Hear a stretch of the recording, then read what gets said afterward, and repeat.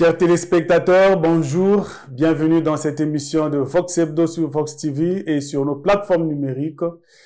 Nous allons examiner au cours de cette émission la lutte contre le banditisme urbain en RDC, la disparité dans les prix du transport dénoncée par les consommateurs et la révocation de Kinyumbi Kiambungu au poste de deuxième secrétaire du bureau de l'Assemblée nationale.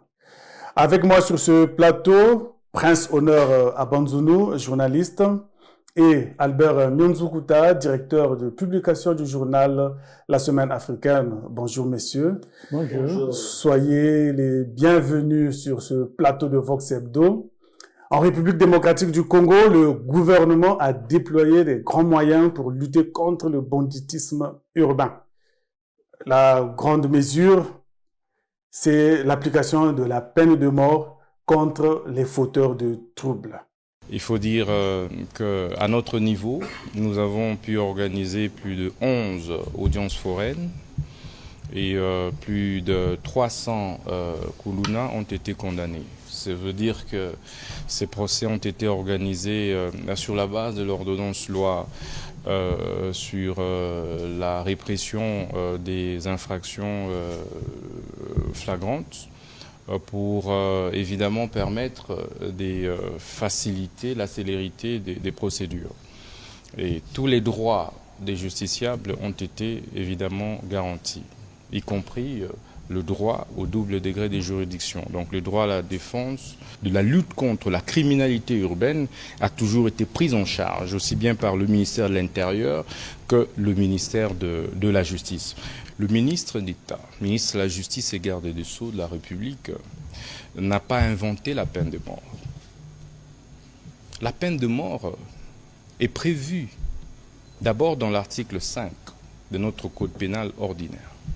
Ensuite, dans l'article 26 du Code pénal militaire. À la suite, donc, de la décision du Conseil des ministres du 9 février 2024, ma prédécesseur avait pris une circulaire portant levée du moratoire sur l'exécution de la peine de mort. C'était le 13 mars 2024. Ce n'est donc pas le ministre d'État, ministre de la Justice et garde des Sceaux, Constant Moutamba. Le rôle qui est le mien après ma nomination, c'est de pouvoir faire appliquer strictement les lois de la République. Ah bien, nous avons vu le ministre d'État, ministre de la Justice, la RDC, lors de la communication gouvernementale, faire un peu le compte-rendu de l'action de son ministère à propos de la lutte contre le banditisme urbain. Alors, Albert, comment appréciez-vous les moyens déployés par la RDC pour mettre un terme à ce phénomène qu'on connaît tous, hein, le phénomène Corona, le bébé noir? C'est-à-dire qu'avant d'apprécier ces moyens, l'efficacité de ces moyens, il faut justement partir un peu paresseusement vers la fin. Qu'est-ce que tout cela va nous donner? Parce que tant qu'il s'agit de proclamation, de reprise, de continuation d'une action interrompue, action ministérielle, donc la levée du moratoire sur la peine de mort, etc., tout cela sonne bien dans l'action gouvernementale, aussi bien là-bas qu'ici. N'oublions pas que chez nous-mêmes, nous avons en cours l'opération coup de poing.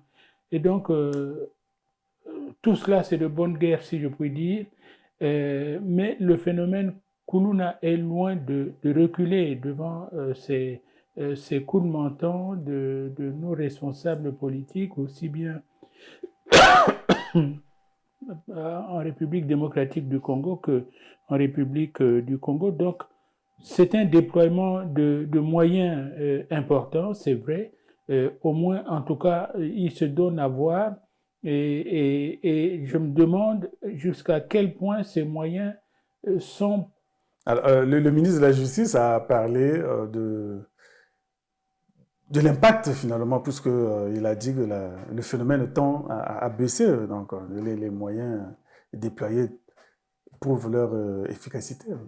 Moi, j'aimerais bien croire le ministre pour notre tranquillité et celle de nos cousins de Kinshasa. Mais vous savez que ça, c'est dans l'ordre normal des choses d'un gouvernement, de toujours tirer parti vers le haut en annonçant que le meilleur, c'est ce qui se fait maintenant et pas ce qui s'est fait hier. On ne sait pas très bien ce que la population de Kinshasa elle-même vit au jour le jour. Nous suivons toutes ces opérations-là d'un peu près, et nous voyons le nombre de vivas, d'applaudissements qui se lèvent de la foule en disant oui, bon, voilà, bon mémaillé, tout ça. C'est sûr. Mais la réalité, c'est que c'est un phénomène social complexe, beaucoup l'ont dit, qui n'est pas seulement un phénomène de violence et de gangstérisme, mais qui est alimenté par tout un terreau de pauvreté et de misère, de manquements sociaux auxquels il faut également faire face. Alors, celui qui a volé, pillé, violenté une personne dans la rue hier, simplement du fait qu'on lui rappelle qu'il y a le moratoire qui a été réactivé ou supprimé, il va prendre peur et abandonner ce par quoi il se nourrit au jour le jour. Non, moi je n'y crois pas. Donc, d'ailleurs, je vous le dis, chez nous-mêmes, on se rappelle l'une des quinzaines du gouvernement, où le porte-parole du gouvernement précisément disait que le phénomène chez nous a baissé et que ces Kuluna, nos Kuluna maisons, avaient tendance à se réfugier dans la périphérie ou dans les districts voisins, donc contribuant à baisser le sentiment de... Tout cela, oui, ça se dit, mais c'est ce qui se vit et ce qui se fait qui compte. Donc ici, nous avons, oui, des condamnés à mort, pour le moment qui n'ont pas été exécutés, d'après ce que nous voyons, et qui se heurtent au refus quand même catégorique des organisations de défense des droits de l'homme en disant la peine de mort n'est pas la solution. Alors tout cela va finir comment? Donc nous allons suivre, nous allons voir. Le ministre, c'est dans son rôle de dire que ça donne de bons résultats, mais c'est à nous aussi d'apprécier sur le terrain ce que ces résultats-là sont. Ok, Prince Honneur, le ministre a parlé de levée du moratoire. Peut-on dire que la peine de mort ou la réhabilitation ou l'instauration ou l'utilisation de la peine de mort peut-elle être un moyen efficace pour lutter contre le banditisme urbain? Bon, vous savez, le banditisme urbain a plusieurs facteurs. Ouais. Aujourd'hui, le ministre d'État en charge de la justice, de la RDC, a mis en exergue la peine de mort. D'abord, à travers ce reportage qu'on a suivi, c'est pas lui aussi qui avait levé ce moratoire. Oui, c'est son prédécesseur. C'est son prédécesseur qui a levé ce moratoire depuis mars 2024. Bon, pour une petite histoire, la RDC aussi n'a jamais aboli la peine de mort. Bien que la RDC a ratifié le pacte civil, le pacte international relatif aux droits civils et politiques depuis 1976, mais jusqu'à présent, ils n'ont jamais ratifié le deuxième pacte facultatif concernant la peine de mort. Ce qui revient à dire que malgré le moratoire de 2003, il serait été de bonne loi pour les autorités si pour eux, la manière de persuader ces bandits, ces colons, c'est la peine de mort, oui. Bon, mais la peine de mort, si je ne me trompe pas, en 2018, ils avaient exécuté 41 personnes. Mais jusqu'à présent, dans cette conférence de presse, dans l'extrait qu'on a suivi, il me parle de 300 colons arrêtés. Et quand on se dit qu'il est satisfait de l'opération, je crois que 300 colons au sein d'une population qui est estimée à plus de 80 millions à travers la RDC. Oui, ça c'est à Kinshasa, parce oui, qu'il le dit bien. À Kinshasa, mais c'est pour autant dire que c'est même bandit. S'il y a les patrouilles à Kinshasa, ils peuvent aller dans d'autres provinces. Ça va s'étendre dans d'autres provinces, y compris chez nous. Selon le ministre. Que ici, lors d'une quinzaine, on parlait qu'il y avait le phénomène colon a diminué. Il y avait 2000 qu'on avait arrêté, je crois. Mais ce qui est sûr, mettre en exergue la peine de mort, ce n'est pas la solution. Pourquoi je dis que ce n'est pas la solution? il va les intimider, certains vont partir, mais est-ce que vous vous êtes attaqué dans tous les secteurs qui entravent ce phénomène? Ce sont des jeunes qui prennent des stupéfiants très sensibles. Mais ce n'est pas la peine de mort qui entrave, qui omet C'est-à-dire la peine de mort ne va pas aider à les dissuader de... Ça ne va pas les aider. Pour aider, il faut avoir... Non, un seul secteur ne suffira pas. Ce qui est sûr. Il faut d'abord arrêter d'importer ce qu'ils consomment, comme ils ont des choses qu'ils consomment. Les drogues dures, là. Des choses bizarres qu'ils ont l'habitude de l'école qui de la même manière que nos frontières semblent être pas totalement sécurisées. Je ne crois pas que la RDC, qui est largement, qui a au moins plus de 9 pays, 9 frontières. 9 frontières, pourrait maîtriser cela. Mais ce qui est sûr, le ministre Constant Moutamba a pris cette initiative pour faire un peu la terreur au sein de ces jeunes. Est-ce que les procès qu'ils sont en train de tenir en 2, 3, 4 jours, condamnés, on voit sur les réseaux sociaux, peut-être on ne vit pas cette réalité en RDC, mais il y a certains qui sont réclamés comme innocents. Mais vous savez, toujours dans cette affaire-là, les meneurs de troubles ne sont pas toujours arrêtés. Ils savent comment s'échapper dans les mailles des filets, et c'est les petits qu'on arrive à arrêter. Mais ce qui est sûr, l'opération est lancée, on va voir les résultats, mais pour confirmer réellement que la volonté du gouvernement de la RDC et du ministre d'État Constant Moutamba, c'est d'exécuter ces colons. Si réellement on arrive à exécuter et on voit comment ils sont exécutés, on peut dire oui, cette mesure pourrait les persuader. Mais oui, là, nous sommes les capitales les plus rapprochées, mais il y a aussi un danger. Nous parlons de cette opération qui se déroule en face de chez nous, mais n'oubliez pas que ces mêmes jeunes filles ou garçons, ils traversent pour venir ici. Et dans cette même lignée, je peux toutefois comprendre pourquoi, lors du dernier réveillon, le président de la République, parmi les missions qu'il a assignées à la force publique, c'est de sécuriser les frontières. C'est pourtant dire que, comme un voyant, il comprend que ce phénomène peut toutefois traverser et créer des impacts négatifs au niveau du Congo-Brazzaville. Voilà pourquoi, oui, on est pour, nous saluons ce qui se passe en RDC, nous voyons ce qui se passe en RDC, mais c'est à nous, c'est à nos autorités, je crois qu'ils sont habiles dans ce sens, de prendre des mesures protectrices. Des mesures protectrices, des mesures qui s'imposent pour sécuriser la population congolaise, brazzavilloise, parce que vous êtes sans ignorer. Là, Ilmbamo, je ne crois pas que nous avons suffisamment de gens pour sécuriser. Et ils traversent avec leur pirogue, matin, midi, soir. Donc, c'est l'occasion aussi d'alerter nos autorités. Oui. De l'autre côté, on a pris, vous savez, le ministre d'État Constant Moutamba peut bel et bien vanter les mérites de cette opération. On se pose la question, ces prisons ont quelle capacité d'accueillir ces colons-là? Bien qu'ils le disent, ce sont des prisons de haute sécurité, mais en Genga, comme ils ont l'habitude de le dire, mais je vous dis que la RDC, c'est un demi-continent. Et 300, je crois que c'est encore insignifiant, et il serait mieux pour lui de préparer suffisamment d'endroits pour ces jeunes, parce qu'ils sont nombreux. Ouais.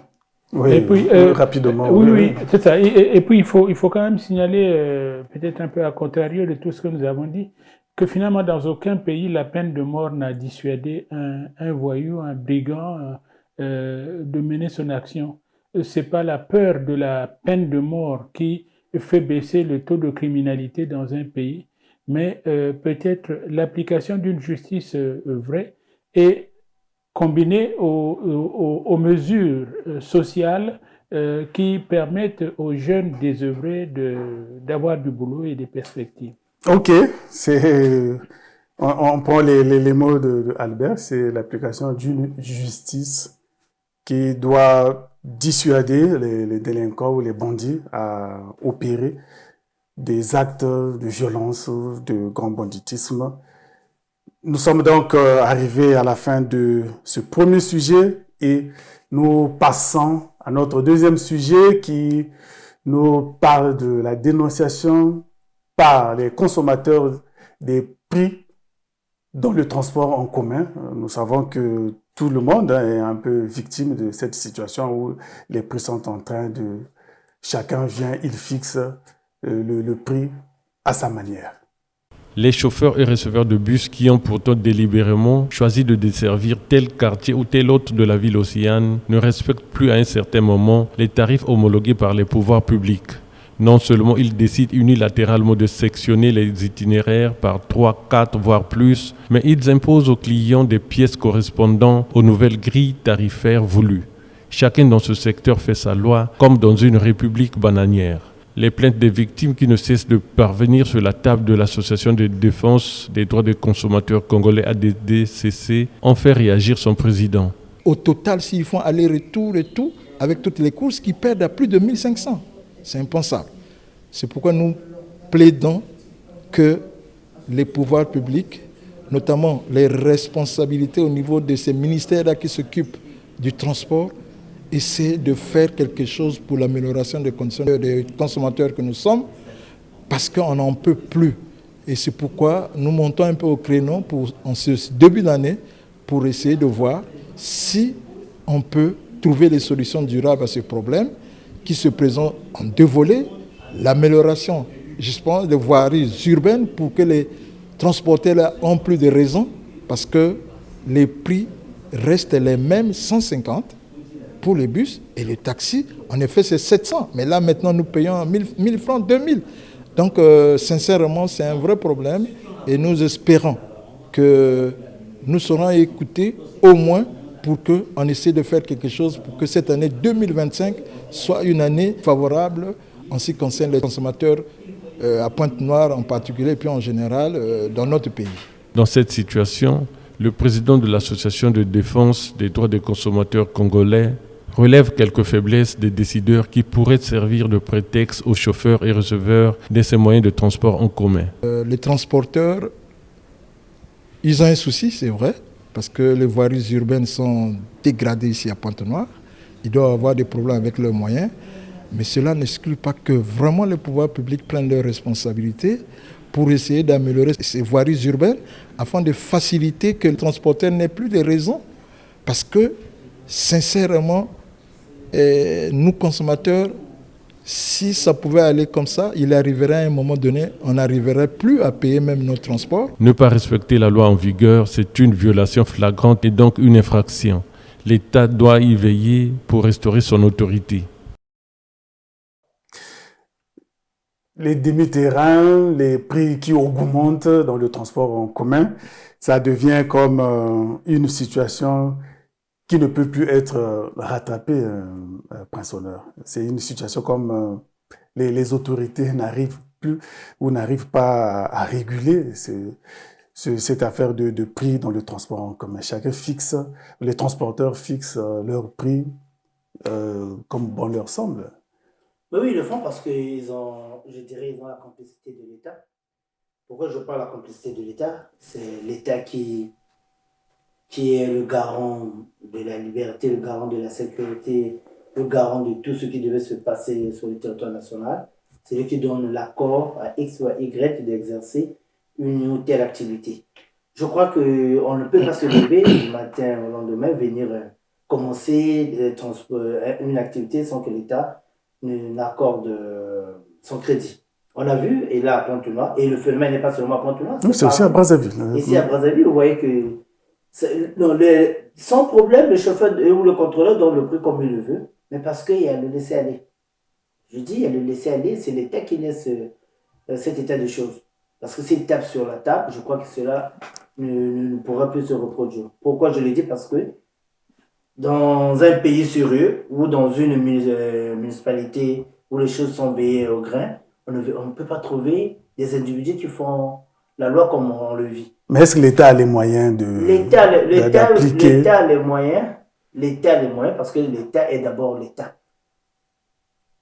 Il est l'État et il n'a pas besoin d'avoir les moyens d'une personne. Donc, lorsque tu viens solliciter l'État pour exercer une activité, il te donne les conditions.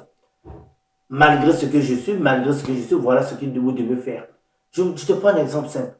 Les prix homologués d'une course de taxi, c'est 700 francs. Mais aujourd'hui, ce n'est plus le cas. Mais c'est au vu aussi de tout le monde. Le prix homologué de transport en commun, c'est 150 francs. Mais ce n'est plus ça le cas.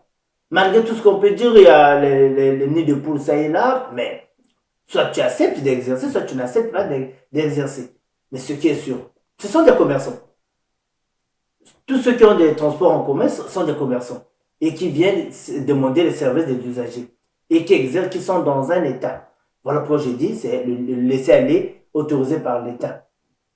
Parce que, je prends la ville de Pointe-Noire, il y a les autorités de la ville océane doivent réguler les choses d'une manière qu'on ne peut pas voir aujourd'hui quelqu'un dans le prix comme il le veut. On a suivi ce consommateur. Mais ils font aussi partie de ces mêmes désordres qui existent. D'abord, ils ont quel mandat d'être le responsable des droits des consommateurs? Qu'est-ce qu'ils font concrètement pour qu'on puisse sentir leur impact? Mais par là, la télé, la radio, ça ne suffit pas. On doit, même que ce soit le collectif des syndicats, entre eux, ils ne s'entendent pas. On produit, chacun vient travailler pour son propre intérêt. Il vient, il tire profit, il se dit, bon, je suis là, j'ai un groupe de jeunes que je peux rassembler pour amuser la galerie. On le proclame président des chauffeurs ou des contrôleurs, parce que c'est du désordre. Oui, Albert, est-ce que le fait que les voies ne soient pas aménagées peut être un motif d'augmenter le tarif de transport? Ça peut être, mais ça n'est pas forcément que cela doive être fait dans ce sens. Nous assistons chaque année à l'augmentation fantaisiste des prix de transport en commun, surtout côté privé. Quand il y avait les mal à l'aise, eux, ils affichaient le prix à 150 francs. Vous avez du Pont du Jouet jusqu'au centre culturel, c'est 150 francs et ça ne bougeait pas.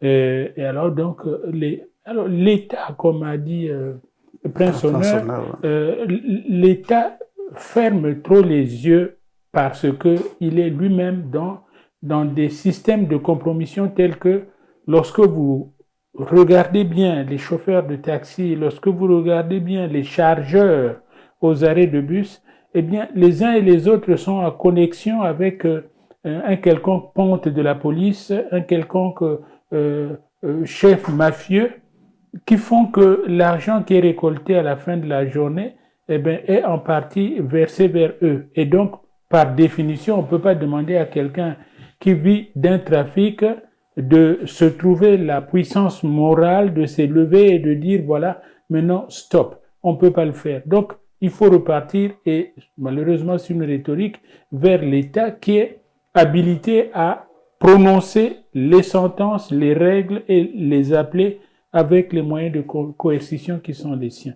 Donc voilà, nous sommes dans une situation où nous sommes tous victimes et nous sommes tous coupables. Et on n'a pas un défense, il n'y a personne finalement pour venir en aide à cette population qui paye le prix et la population est abandonnée entre les mains, on peut les qualifier, les transporteurs qui sont finalement véreux. Personne, si, parce que la personne qui est taxée, surtaxée, c'est déjà elle-même aussi une puissance. Il suffit d'une personne qui se révolte, qui se rébelle, qui en entraîne 2, 3. Ça pourrait être possible qu'on puisse se rebeller. On se dit que non, bon, on n'emprunte plus, quand au lieu de 150, on exige 400 francs.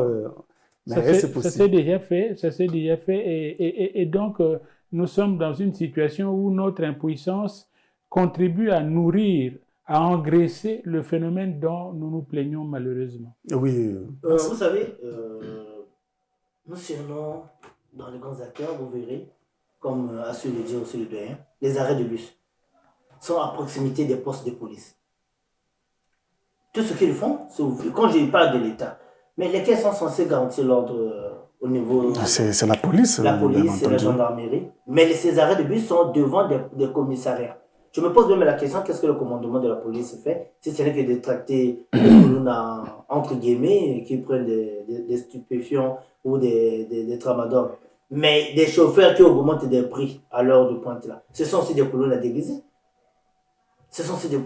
mais comme ils travaillent en conciliabule avec cette même police, On n'a pas pété, vous me direz que je n'ai pas de preuves, mais je vous dis, mais les arrêts de bus sont en face, en diagonale, à 2 mètres, à 3 mètres ou à 100 mètres des postes de police. Les policiers font quoi dans leur commissariat? Attendre seulement lorsque tu viens de te plaindre pour payer les 12 000, les 3 600? Non. À un certain moment, je crois, il y a eu un changement au niveau du commandement de la police. Il faut aussi revoir ces choses. Il y a toute une pléiade de policiers qui traînent là et qui parfois n'ont rien à faire. Vous voyez les bégissionneurs à la longueur de la journée, mais parfois aux arrêts de bus, les chauffeurs font ce qu'ils font. Regardez, je prends la route où on a l'habitude de marcher. Vous verrez, je prends la route de Mukondo. Vous verrez qu'il y a les policiers qui sont alignés quand ils attendent leur chef va passer. Dès que le chef passe, tous ces policiers ne sont plus là. Mais quand le chef n'est pas encore passé, ils sont là aux alentours, vous voyez qu'ils sont en train de réguler. Non, vous faites semblant à qui? Au chef ou à la population? La population n'a personne pour lui venir en secours, mais ce qui est sûr, la population a légué, tout le monde ne pouvait pas faire le même travail, le pouvoir est légué et centralisé, décentralisé auprès des uns des autres. Mais ce qui est sûr, nous avons suffisamment de policiers qu'on recrute chaque fois, qu'on peut aussi toutefois placer dans les arrêts de bus pour remédier à ce phénomène. Parfois, vous voyez des fantaisies inutiles. Il n'y a pas de problème de carburant, il n'y a pas de pénurie, il n'y a pas d'augmentation, mais chacun fait ce qu'il veut. Une autre solution, comme ici, au niveau national, la politique domine tout, nous avons suffisamment des institutions. Mais si à travers ces institutions, chacun pouvait mettre en place les transports, pour les bus, pour le transport de son personnel. Le transport de son personnel. Je crois qu'ils ne feront plus ces caprices. Ils ne feront plus ces caprices. Pourquoi? Je pense qu'il y aurait moins de... Au moins 37 ministères. Si dans ces ministères, il y a des bus disposés qui prennent. Moi, je vois les services des impôts, ils ont les bus. L'Assemblée a des bus. Le Sénat a les bus. La douane a les bus. Mais vous n'allez pas me dire qu'ils gagnent mieux que les autres, ils sont mieux organisés que les autres. Non. L'État fonctionne de la même manière et l'État a les mêmes possibilités. La primature a les bus. La présidence a les bus. Donc, ce qui est sûr, on peut continuer avec ces institutions. Vous verrez que ces caprices-là vont finir. Ok. C'est possible. C'est possible que... Bon, d'abord, c'est un peu hasardeux de dire en milieu congolais, est-ce qu'ils gagnent mieux que les autres? Oui, certainement. Si nous parlons de la douane, nous parlons de des secteurs reconnus comme étant ceux où on se fait tranquillement son salaire. Il y a cela. Mais le problème, c'est que, vous voyez, toutes les opérations, on les appellera coup de poing ou je sais pas quoi, qui ponctuellement visent les milieux de la délinquance dans les transports et autres, eh bien, il se trouve que dans le lot des personnes, des bandits appréhendés, il y a toujours un policier, un vrai ou un faux, mais un policier. Ça aussi, ça en dit long sur la gangrène qui gagne tous les secteurs, qui devrait garantir aujourd'hui le bon fonctionnement des secteurs. Le transport n'est pas le seul, malheureusement. Allons ici au palais de justice. Simplement, dès que vous êtes à 100 km, on vous interpelle, vous venez quoi? Pour un casier judiciaire, venez pour... Ça, c'est quoi? Ce sont des phénomènes qui se sont installés, qui se sont consolidés et qui profitent très certainement aux gens. Et profitant aux gens, ces gens-là sont les premiers à s'interposer dès qu'il s'agit de réaffirmer le rôle de l'État, la puissance de l'État. Et dans tout cela, que peuvent faire les consommateurs, ceux qui défendent les droits des consommateurs? Mais c'est d'agir conséquemment comme des consommateurs, pas des prétendus consommateurs qui sont... Je les vois souvent, je me pose même la question, lesquels ont élu comme défenseurs des droits des consommateurs. Des droits. Eux-mêmes, qu'est-ce qu'ils font comme service? Ils ne sont jamais, on ne les voit pas. Bon, moi, je mets en cause, jusqu'à preuve du contraire, les défenseurs des consommateurs. Parce qu'on est malmené, la population vit parfois de l'injustice sans qu'il y ait quelqu'un qui les défend. Mais quand on veut, il faut être courageux. Quand on veut défendre des gens, il faut être courageux. Je dirais Mouloubé dans l'étudiant de Soweto qui voulait défendre ses amis, il était courageux. Hein? Je garde une citation de lui quand il rentre de sa maison, ses parents qui lui demandent de manger les feuilles de banane. Il dit non, il faut sacrifier en toi ce qui est le plus précieux pour avoir la liberté. Mais si réellement vous voulez qu'il y ait la liberté, ils doivent sacrifier en eux ce qui est le plus précieux. On doit avoir peut-être pas des martyrs, mais des gens sur qui on peut compter pour dire c'est grâce à X, grâce à Y que les choses ont changé. Mais ce sont des gens qu'on peut malmener, qu'on peut utiliser à la va-vite et à l'instant T sans même peser de leur poids. Et voilà pourquoi je dis, je mets en cause les droits des consommateurs. Nous mangeons parfois des choses avariées, impropres à la consommation. Maintenant, quand on voit deux services descendre sur un dépôt où il y avait déjà des choses avariées, avec les caméras, on filme, non, s'il vous plaît. Je crois qu'il est peut-être temps pour eux, les droits des consommateurs, de voir des choses autrement et de dialoguer avec l'État et de trouver des pistes de solutions. Je vous dis bien que le Congo est gouvernable. C'est un petit État qu'on peut bien gouverner, on peut bien gérer et sans problème, vous verrez qu'on sera dans une paix totale, sans inquiétude. Ok, nous serons dans une paix totale, sans inquiétude, si les associations des droits de consommateurs faisaient bien leur travail. C'est vrai que ce ne sont pas des policiers qui devaient inciter les gens à la grève, mais il y a des actions de plaidoyer qu'il faut faire pour conduire à ce que les transporteurs changent d'attitude envers les consommateurs. Bien, nous allons observer une pause et nous allons nous retrouver bien après.